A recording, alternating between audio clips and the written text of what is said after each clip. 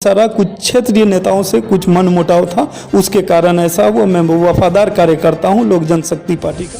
तो भी पार्टी में आना है या आशा है कि हमको चुनाव लड़ना है, उनको सबसे पहले 25,000 सदस्यता बनाना। हम लोगों ने अररिया में लगभग 65,000 सदस्य बनाए। युवा पीढ़ी में नशा का भी काफ़ी प्रकोप है, तो हम लोग मौका मिला आगे तो इन सब बातों को पूरी तरह ठीक ठाक करें। दोस्तों नमस्कार, मैं हूं अफरोज मासूम और आप देख रहे हैं सच्ची बात मीडिया।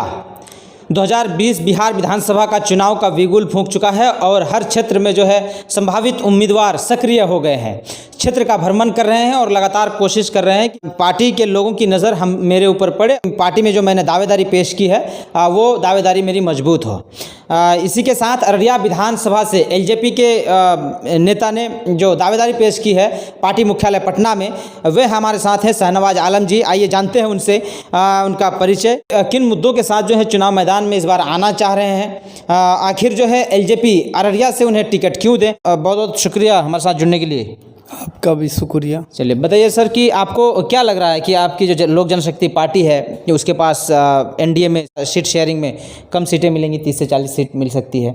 ऐसे में क्या लग रहा है कि अररिया में सीमांचल क्षेत्र में आपकी पार्टी को जो है टिकट मिलेगा? हमारे दल के युवा नेता, युवा सम्राट, हरदिल अजीज नेता आदरणीय चिराग पासवान जी राष्ट्रीय अध्यक्ष वो अधिकृत हैं। इन मामले में उनकी ही राय चलेगी, वो जो फैसला लेंगे। पूरा प्रदेश का लोक जनशक्ति पार्टी का एक एक कार्यकर्ता उनके फैसले को मानेगा। आप जो है कस्बा विधानसभा से चुनाव लड़े थे 2010 में, एलजेपी की ही टिकट से चुनाव लड़े थे। तो क्या अनुभव रहा कि पार्टी से आपको मांग करनी चाहिए कि कस्बा से ही फिर जो है टिकट दी जाए मुझे? 2010 में कस्बा विधानसभा से मैं चुनाव लड़ा था और जब उसमें मेरा तीसरा स्थान आया था, और 2015 में मेरा गठबंधन एनडीए में हम लोग आ गए तो वो भाजपा का सीट हो गया। वहाँ हमारे भाजपा के उम्मीदवार प्रदीप कुमार दास जी चुनाव लड़े, हम लोग उनका सहयोग किए। तो क्या लगता है कि अररिया की जो जनता है वे किसी स्थानीय को छोड़ करके बाहर से अगर कोई आ रहे हैं तो उन्हें वोट करेंगे? ऐसा आपको लग रहा है आप जो क्षेत्र भ्रमण कर रहे हैं ऐसे में? मेरा घर भी यहाँ, अभी आप मेरे ही घर में बैठे हुए हैं। मेरा ससुराल भी यहाँ है, ननिहाल भी यहाँ है, अब मेरा घर भी, मेरे घर में ही बैठ के आप बात कर रहे हैं। वो कस्बा के आप स्थानीय नहीं थे? न, वहाँ मेरे पूर्वज का घर था। अच्छा। और यहाँ भी मेरा घर है। चलिए, तो जाति एक बहुत बड़ा फैक्टर रखता है। जो बिहार का चुनाव है इसमें कहने वाली बात सिर्फ ये है कि हम जो है किसी जात के नेता नहीं हैं, हमको किसी जात से मतलब नहीं है। हम नेता हैं, सबों का नेता हैं, युवाओं का नेता हैं, मजलूमों का नेता हैं और लाचारों का नेता हैं। लेकिन फिर भी अगर देखा जाए कि बिना जाति फैक्टर के बहुत मुश्किल है कि बिना जात के वोट, अपने जाति के लोग हैं ज़्यादा ये हैं। तो ऐसा लग रहा है आपको कि आप यहाँ से दावेदारी हैं? जाति तो कुछ न कुछ प्रभावित है, लेकिन हमारे राष्ट्रीय अध्यक्ष आदरणीय नेता चिराग पासवान जी इन बातों पर बिल्कुल ही भरोसा नहीं रखते हैं। आप देख रहे हैं कि वो पिछले सालों से एनडीए में गठबंधन में रहते हुए जो हमारे आदरणीय मुख्यमंत्री नीतीश कुमार जी के कामों में कुछ भी कमी होता है तो उसको भी आंख दिखाने का काम करते हैं। 2020 का बिहार विधानसभा का चुनाव जो है इस बार कुछ अलग ढंग से होने वाला है, इसलिए हम ये कह रहे हैं क्योंकि पप्पू यादव भी अपनी तैयारी करके उतर रहे हैं मैदान में। उसके अलावा AIMIM जो है वे भी उतर रही है। तो क्या लग रहा है आपको, ऐसे में थोड़ा सा टफ होगा क्या? AIM का कोई भी प्रभाव यहाँ नहीं है। अब देखेंगे, चुनाव बहुत ही करीब है। वोट हमेशा दो ही दल में जाएगा और यहाँ दल का तो कोई बात ही नहीं है। ये पूरी तरह एनडीए का ही चुनाव होगा, एनडीए में होगा चुनाव। हमारे आदरणीय नेता जो फैसला लेंगे, बिहार के सभी कार्यकर्ता उन फैसला को मानेंगे। अररिया विधानसभा की जनता के लिए जो स्थानीय कई मुद्दे हैं, किन मुद्दों को लेकर के आप सामने आ रहे हैं?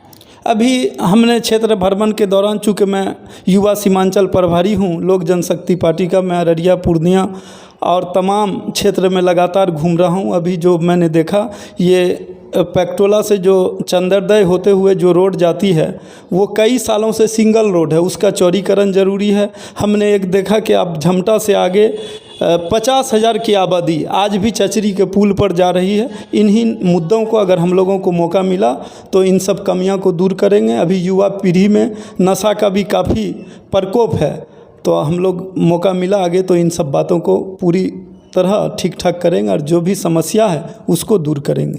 आपके अध्यक्ष जी, जिसे युवा सम्राट कहते हैं, उनके कार्यकर्ता या आप लोग कहते हैं कि युवा सम्राट चिराग पासवान जी, पार्टी की टिकट देने के लिए उसने कुछ क्राइटेरिया रखा। 25,000 सदस्य बनाना है, हर बूथ में कमेटी तैयार करना है, तो इन चीज़ों को आपने पूरा कर लिया क्या? हमारे युवा सम्राट आदरणीय नेता चिराग पासवान जी 4 क्राइटेरिया बनाए जिनको भी पार्टी में आना है या आशा है कि हमको चुनाव लड़ना है, उनको सबसे पहले 25,000 सदस्यता बनाना। हम लोगों ने अररिया में लगभग 65,000 सदस्य बना लिया और 1 लाख बनाने का टारगेट है। दूसरा काम किया था कि जिला स्तर का विधानसभा लेवल का मैनिफेस्टो तैयार करना, क्या समस्याएं हैं यहाँ विधानसभा में वो तैयार करना। तीसरा ये है कि अल्पसंख्यक लोगों को खास करके जोड़ना, तो सभी लोगों को है, सभी जाति धर्म से, लेकिन आदरणीय नेता का हमको दिशा निर्देश था कि सीमांचल में कम से कम 1 लाख युवाओं को पार्टी से जोड़ना। आपने देखा मैं पिछले 1 महीने से जनप्रतिनिधि, मुखिया समिति, पंचायत प्रतिनिधि हारा हुआ जीता हुआ, लगातार प्रत्येक दिन मैं 2-4 प्रतिनिधि को हर प्रखंड से जोड़ता हूँ पार्टी में। तो कई बार जो है चिराग पासवान जी कह चुके हैं कि पैराशूट लैंडिंग, यानी कि बाहर से जो लोग अचानक आ जाए। वैसे तो आप जो है 2010 में भी एलजेपी के टिकट से ही चुनाव लड़े थे, बीच में कुछ दिनों के लिए आप जो है आरजेडी ज्वाइन कर लिए, तो ऐसे में क्या लग रहा है आपको कि फिर से जो है क्षेत्रीय लेवल पर कुछ नाराज़गी थी पार्टी से? मैंने कभी ना विरोध रहा, मैं पार्टी के साथ ही हमेशा रहा। कुछ क्षेत्रीय नेताओं से कुछ मनमुटाव था, उसके कारण ऐसा हुआ। मैं वफादार कार्यकर्ता हूँ लोक जनशक्ति पार्टी का पिछले 15 वर्षों से। चलिए, अररिया की जनता से क्या अपील करना चाहेंगे कि आपको क्यों वोट करें? अगर एनडीए गठबंधन में लोक जनशक्ति पार्टी को ये सीट होती है, अगर आदरणीय नेता चिराग पासवान जी हम पर भरोसा करते हैं, तो मैं यहाँ के लोगों को बिल्कुल ही कभी पछताना नहीं पड़ेगा कि हमने जिसको वोट दिया अफसोस कर रहे हैं कि उसने इन कामों को नहीं किया, मेरा सेवा नहीं किया, मेरा सम्मान नहीं किया। यहाँ की जनता दोबारा वोट गिरा करके ये नहीं पछताएगी कि हमने वोट किस शख्स को दिया। ये मैं पूरा वादा करता हूँ। चलिए, बहुत बहुत धन्यवाद हमारे साथ जुड़ने के लिए। शुक्रिया।